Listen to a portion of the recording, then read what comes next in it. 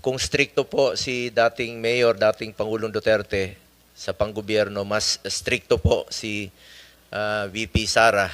At alam ko pong magagamit talaga ang pondo para sa pantulong sa ating mga kababayan kesa naman po napupunta lang sa flood control, nagatasan po ng ilang mapagsamantala. That is why for next year, I urge the Senate to support the budget of the OVP in full. Napakaliit po ng increase. 1% lang po. Pero alam naman natin na marami pong matutulungan. Kung pwede lang po, Mr. Chair, kung allowed po ito, bawasan po ang budget ko sa opisina sa Senado. Kahit konti, ilagay na lang po sa OVP. Courtesy to the Vice President and approve her office budget swiftly. Mr. Chair, distinguished colleagues, and to Vice President Sara Duterte, good day. Mr. Chair, I just want to express my strong support for the proposed budget of the Office of the Vice President for 2026. As a proud Dabawenyo, I have witnessed firsthand the remarkable work of the Vice President when she was still the Mayor of Davao City and when she became Vice President, and I sincerely believe Vice President Duterte's initiatives have been instrumental in helping this government uplift lives and promote the welfare of all Filipinos. Tiwala po ako sa ating Vice Presidente at sigurado po ako na nagagamit po ang pondo ng bayan sa tama. Sa totoo lamang po, matagal po ako nagtrabaho kay former President Duterte at naabutan ko po nung siya po ay naging Vice Mayor ng Davao, si Vice President Sara. Kung stricto po si dating Mayor, dating Pangulong Duterte sa panggobyerno, mas stricto po si VP Sara. At alam ko pong magagamit talaga ang pondo para sa pantulong sa ating mga kababayan kesa naman po napupunta lang sa flood control, nagatasan po ng ilang mapagsamantala. Sa mga nakaraang taon, nagkaroon ng OBP na mga programang nagbibigay ng tunay na benepisyo sa ating mga mamamayan. From medical assistance to relief operations, educational support, pangkabuhayan programs, at libreng sakay among others. Sa totoo lamang po itong libreng sakay ay atin rin po itong sinusuportahan in my own small way po. The Medical and Burial Assistance Program has assisted more than 187,000 beneficiaries when it was still given funding. In 2024, the OBP was able to distribute more than 144,000 to individuals in need. The Magnegosyo Taday program has given entrepreneurial opportunities such as livelihood assistance and training programs to various marginalized individuals and groups. The OBP has always stood ready to assist during disaster relief operations, having able to provide relief goods to disaster-stricken areas and assist more than 200,000 individuals. Nakikita ko rin po ito dahil ako mismo, umiikot rin po ako sa mga tinatamaan po ng bagyo. The OBP also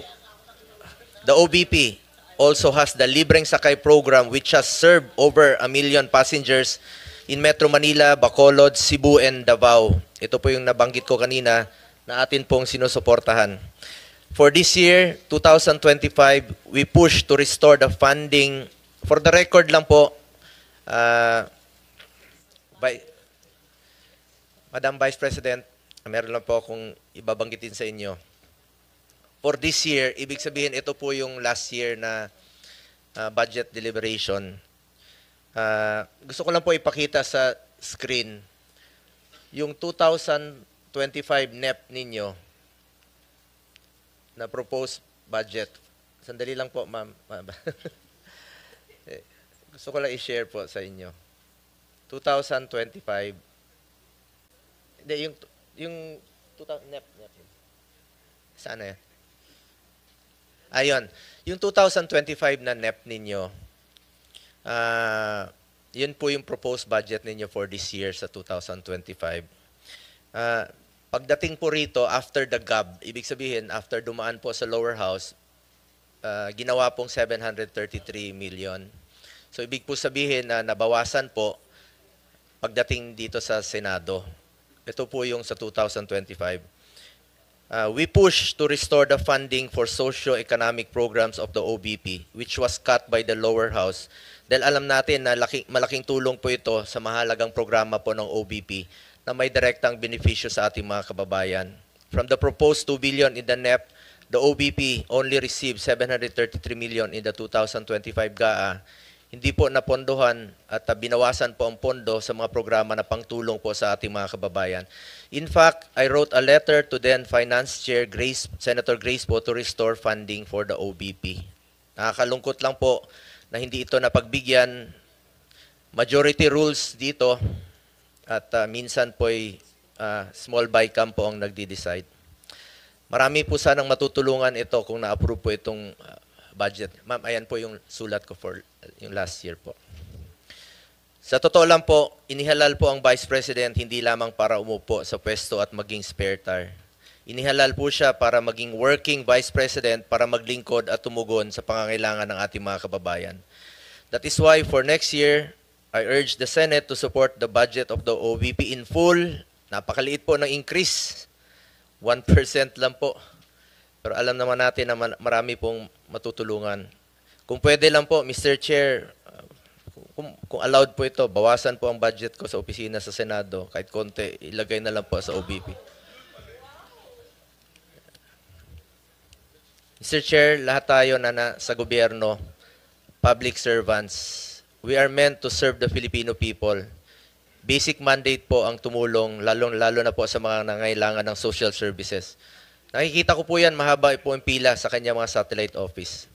We must further empower and help BP's office to respond to the needs of the Filipino people, especially the marginalized sector. Muli, nais ko pong ipahayag ang aking suporta para sa budget ng OBP. Alang-alang na lang po sa mga kababayan nating mahirap. Let's support her to be a working Vice President. Maraming salamat po. Maraming salamat, Senator Go.